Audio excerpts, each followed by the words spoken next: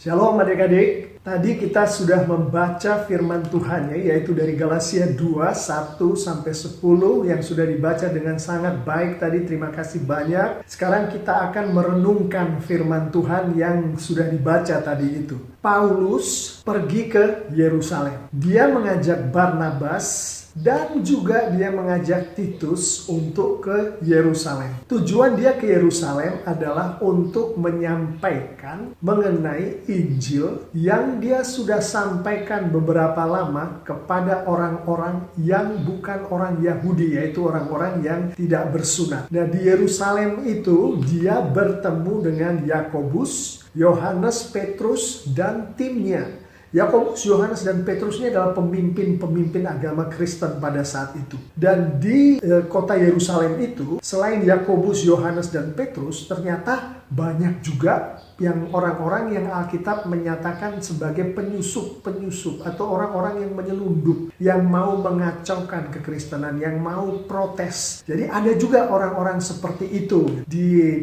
pertemuan itu apa yang terjadi? Di Yerusalem itu apa yang terjadi? Ada 5 hal yang luar biasa yang terjadi di Yerusalem.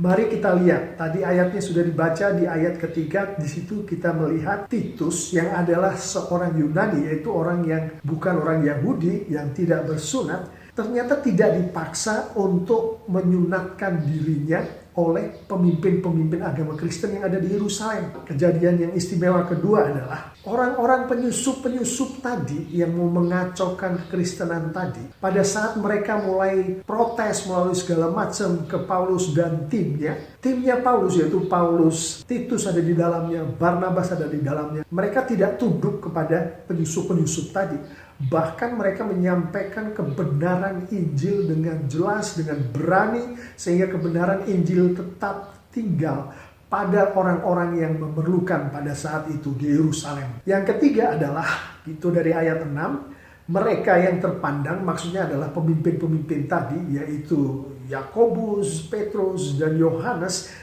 tidak memaksakan sesuatu apapun kepada Paulus. Jadi pada saat Paulus menyampaikan Injil yang dia sampaikan tadi ke orang-orang non-Yahudi, si tiga pemimpin tadi tidak bilang, oh kamu kurang begini nih nyampaikan Injilnya, yang ini harus dirubah. Si pemimpin tadi, Yakobus, Yohanes, Petrus, tidak menyampaikan itu ke Paulus dan Barnabas. Kejadian luar biasa yang keempat adalah dari ayat 9, di mana akhirnya Yakobus, Petrus, Yohanes semuanya berjabat tangan dengan Paulus dan Barnabas. Itu menunjukkan bahwa mereka membentuk suatu persekutuan. Jadi timnya Paulus dengan timnya Yakobus membentuk suatu persekutuan, dan timbullah pengertian juga di situ, di mana timnya Paulus mengerti bahwa mereka adalah untuk pergi ke tempat orang-orang yang tidak bersunat. Sedangkan timnya Yakobus, mereka pergi kepada orang-orang yang bersunat. Nah, yang kelima adalah kedua tim itu, baik yang dipimpin oleh Paulus maupun yang dipimpin oleh Yakobus, Petrus, dan Yohanes, semua mengingat orang-orang miskin yang ada di sekitar tempat pelayanan mereka. Nah, bagaimana semua itu bisa terjadi? Apakah begitu hebatnya si Paulus atau Barnabas atau Titus sehingga 5 kejadian istimewa itu bisa terjadi? Nah, ternyata kuncinya ada di ayat 2. Di ayat 2 itu ada kalimat, aku pergi berdasarkan suatu penyataan. Nah, kalimat inilah kunci dari semua 5 kejadian luar biasa tadi. Di dalam bahasa aslinya kata penyataan itu adalah apokalipsis, yaitu bahasa Inggrisnya revelation. Di bahasa Indonesia yang gampang dimengerti adalah wahyu, yaitu pada saat Tuhan berbicara kepada kita, berbicara kepada manusia. Tuhan berbicara kepada Paulus melalui wahyu. Yaitu yang gampang dimengerti adalah Tuhan berbicaranya adalah firman Tuhan. Apa yang dikatakan Tuhan adalah firman Tuhan.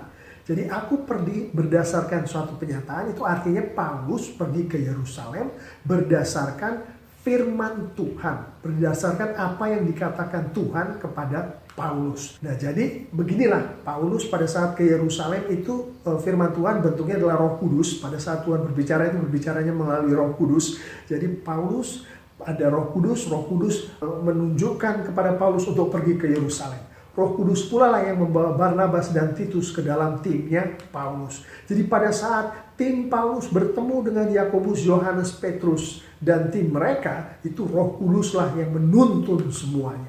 Dan dari tuntunan Roh Kudus itu terjadilah 5 peristiwa yang luar biasa itu. Mari kita lihat lagi. Yang pertama adalah Titus tidak dipaksa untuk menyunatkan dirinya. Ini ada di ayat yang ketiga. Nah, Roh Kuduslah sebetulnya yang memberi pengertian terhadap pemimpin-pemimpin agama yang ada di Yerusalem tadi. Sehingga akhirnya mereka setuju untuk tidak menyunatkan Titus. Nah, yang kedua tadi dari ayat 5. Paulus tidak mundur, timnya Barnabas dan Titus tidak tunduk kepada pengacau-pengacau tadi. Bahkan kebenaran Injil tetap disampaikan dengan jelas dan berani. Roh Kuduslah yang memampukan Paulus dan timnya untuk tidak mundur, untuk tidak tunduk, untuk menyampaikan kebenaran Injil dengan berani dan jelas. Yang peristiwa istimewa ketiga adalah dari ayat 6. Tidak ada orang yang memaksakan kehendak satu sama lain. Roh Kuduslah yang membuat itu terjadi.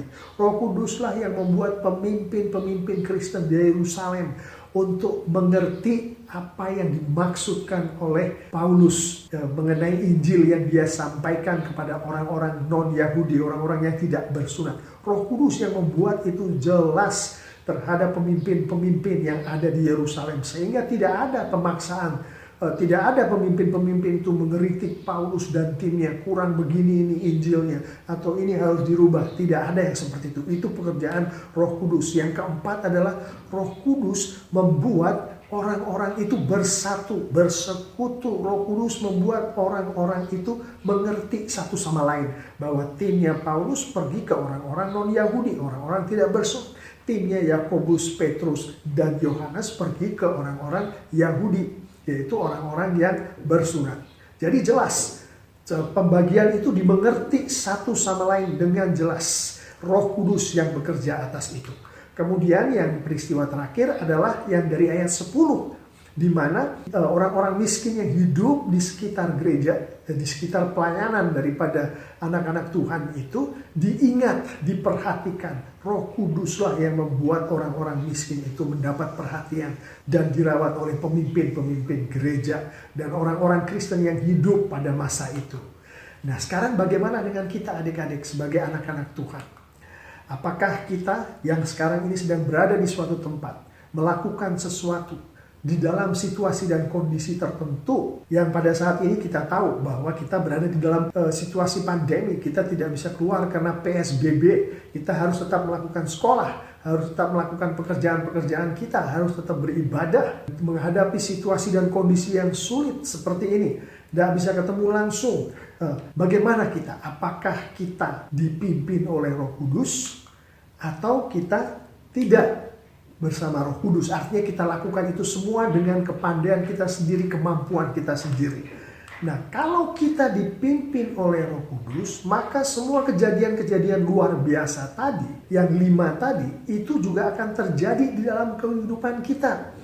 Nah, pada saat Roh Kudus memimpin, Roh Kudus akan membuat orang-orang yang berada di sekitar kita, orang-orang yang kita ajak berkomunikasi untuk mengerti. Karena bukan kita yang membuat mereka mengerti, Roh Kudus yang memberikan pencerahan.